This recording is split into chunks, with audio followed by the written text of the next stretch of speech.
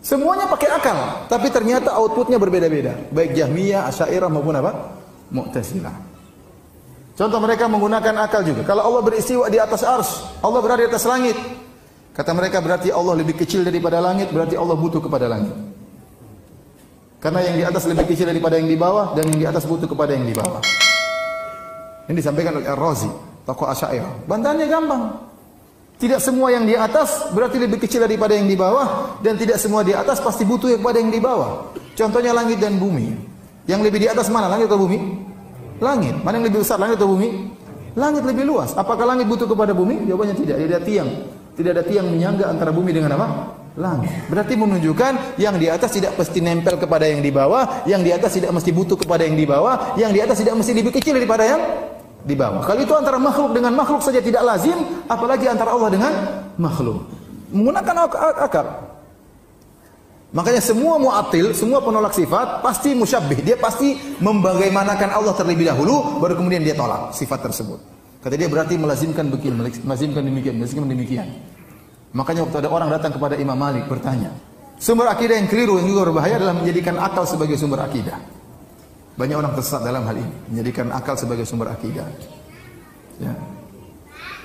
Mereka tatkala melihat dalil, menurut mereka tidak masuk akal, maka mereka tolak. Terutama berbicara tentang sifat-sifat Allah Subhanahu wa Ta'ala.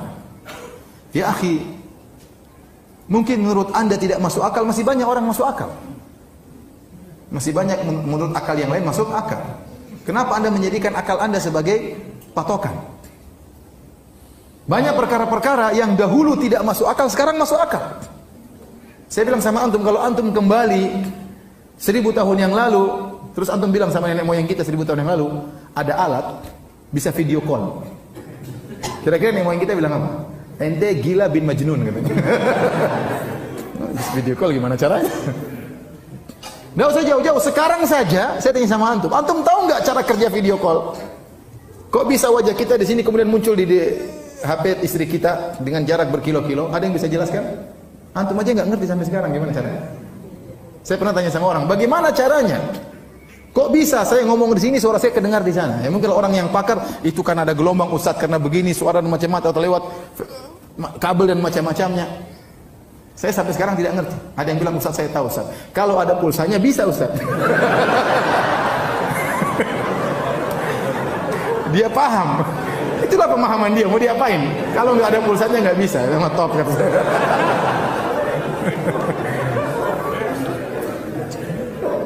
Banyak perkara-perkara yang dahulu menurut dia tidak masuk akal, ternyata masuk akal menurut orang lain.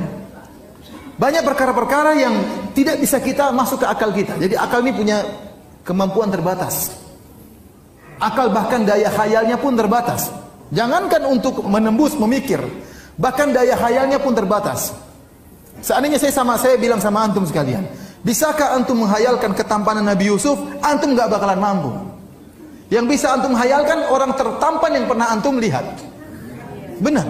Lebih daripada itu otak nggak mampu. Nggak bisa terbayang tampannya Nabi Yusuf kayak apa. Yang perempuan lihat potong-potong jarinya nggak sadar, subhanallah. Ya, kalau antum baca buku tafsir dalam tafsir Al-Qurtubi, dalam tafsir yang lain disebutkan riwayat-riwayat Israiliyat yang aneh-aneh. Ada yang mengatakan para wanita waktu melihat Nabi Yusuf tampan, ada yang langsung mati. Beneran ini? Ada yang langsung haid tiba-tiba. Ada yang langsung pingsan.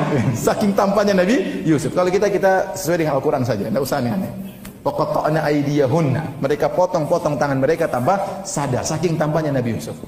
Laki-laki zaman sekarang setampan apapun, kalau ada perempuan lihat ngiler sebagaimanapun, kalau kasih jarum pentul pasti teriak. Gitu tidak?